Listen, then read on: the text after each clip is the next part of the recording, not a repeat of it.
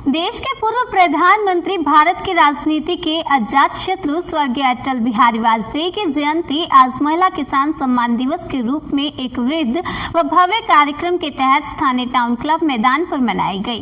कार्यक्रम की शुरुआत मुख्य अतिथि जिले के प्रभारी मंत्री, राज्य मंत्री बेसिक शिक्षा उत्तर प्रदेश सतीश चंद्र द्विवेदी व जिला अध्यक्ष अजीत चौबे व क्षेत्रीय विधायक हरिराम चेरो ने स्वर्गीय अटल बिहारी वाजपेयी के चित्र पर दीप प्रज्वलित कर किया।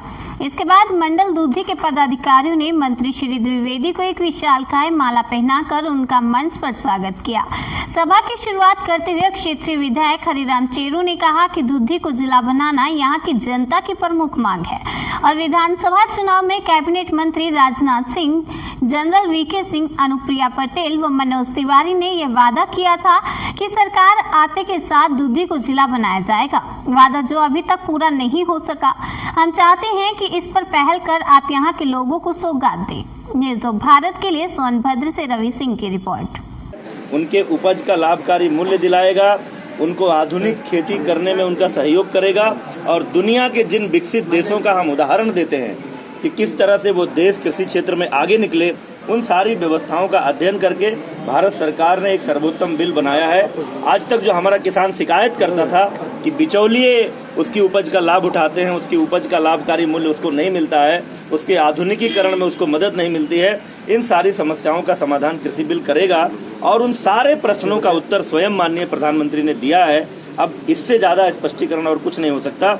और एक बड़ा संदेश उन्होंने दिया है कि जो लोग किसानों के आंदोलन के नाम पर अपनी राजनीति की रोटियां सेक रहे हैं, जिन्होंने ऐसे तमाम सारे लोग, विपक्ष के ऐसे नेता जिन्होंने किसानों की जमीन तक हड़प ली है, आज वो किसानों को गुमराह कर रहे हैं। बार बार माननीय प्रधानमंत्री जी ने कहा है कि जो एग्रीमेंट होगा कंपनियों से, वो किसानों की उपज का औद्योगिक उपयोग करने के लिए होगा, लाभकारी मूल्य दिलाने के लिए होगा। एग्रीमेंट केवल उपज का होगा।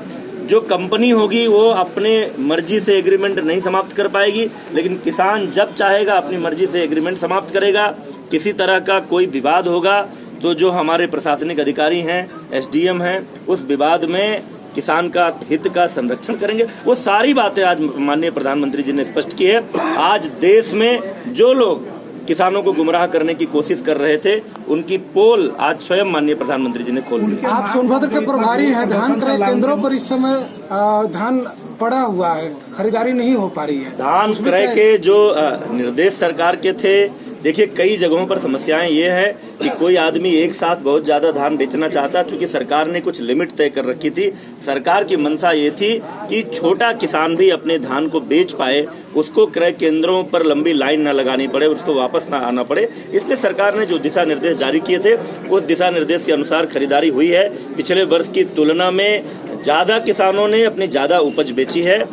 छोटे से लेकर के बड़े किसानों को कि अपने उपज को बेचने में किसी तरह की कोई समस्या नहीं। दूधी को जिला बनाने पर क्या कहेंगे? जिला बनाने में क्या कहेंगे सर? आज इस कार्यक्रम के अवसर पर इस क्षेत्र के लोगों ने, यहाँ के हमारे माननीय विधायक हरिराम चेरो जी ने, हमारे भारतीय जनता पार्टी के जिला अध्यक्ष अजीत चौबे जी ने, सब लोगों ने यहाँ की जन भावनाओं से अवगत कराया है। मैं यहाँ के प्रभारी मंत्री के रूप में आप सबकी इच्छाओं को, इस क्षेत्र की जनता की आकांक्षाओं को माननीय मुख्यमंत्री जी तक पहुँचाने का। किसानों का इतना जो विरोध प्रदर्शन हो रहा है, उसमें कुछ बदलाव, इस बिल में कुछ बदलाव भी लाने का आज माननीय प्रधानमंत्री जी को आपने सुना है कि आपको ऐसा लगता है?